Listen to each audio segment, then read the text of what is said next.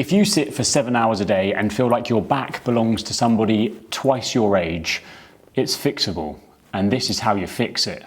You already know that sitting is bad for you. That's not going to come as any surprise at all. Most people don't realize what it's actually doing to you. It's not just making you tight, it's also removing some movements from your repertoire. And implementing these exercises are going to help you get back your spinal rotation, hip flexor length, and improve your leg strength. One of the things that people often think is that their back is fragile. It isn't.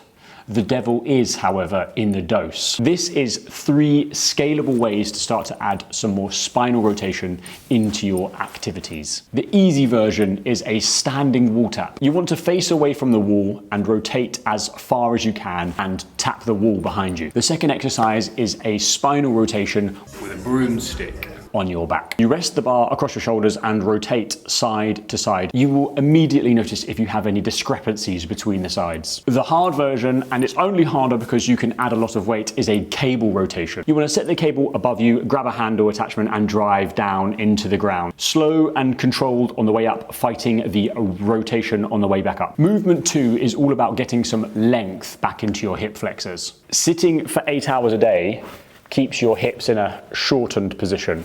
And when you spend such long periods of time in that shortened position, your body starts to adapt to it, often making you compensate with the lower back. So we need to spend some time opening those positions back up. Easy version of this is a back foot isometric dig into the ground.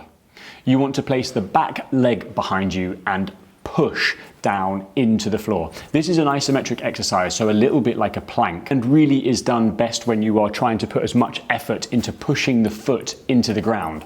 Obviously, your foot can't go anywhere because the ground's there, but you'll feel that lighting the front of your hip flexors up. The medium version of this couch stretch, where you have your back leg up on a sofa or a bench and you sit down into position so you get that huge stretch across the front of the hips. It's really important at this point to tuck the pelvis underneath and try and push the hips forward. That will give you as much stretch on the front of the hips as you possibly can get. The hard version of this is the quintessential must do, a Bulgarian split squat. The higher you make your front foot, the harder you will make this exercise. The standard version looks like this, and then the more advanced version looks like this. And lastly, the final exercise that ties everything together is a squat. 2 previous movements that we were looking at were one for your spine and one for your hips. This one combines them both. And it really is one of the best exercises that you can do for your lower body strength and muscle development. It can, however, be a little bit tricky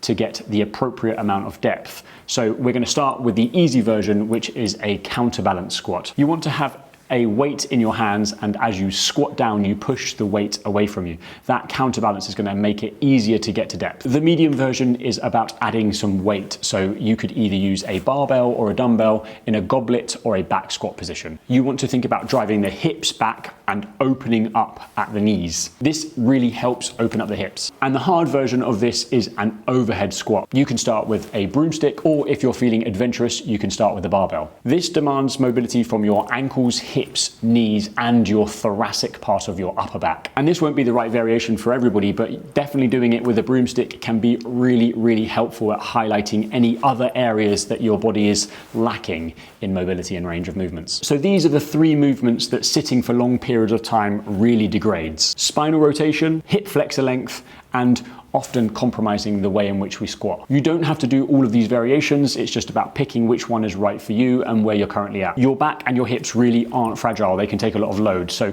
just trying to implement and bring some of these movements into your activity is going to make a massive difference. If you'd like help with your coaching, there is a link in the description, and if you just want to watch me natter on about what movements are good for your body, then subscribe. I try to do a monthly video, monthly-ish.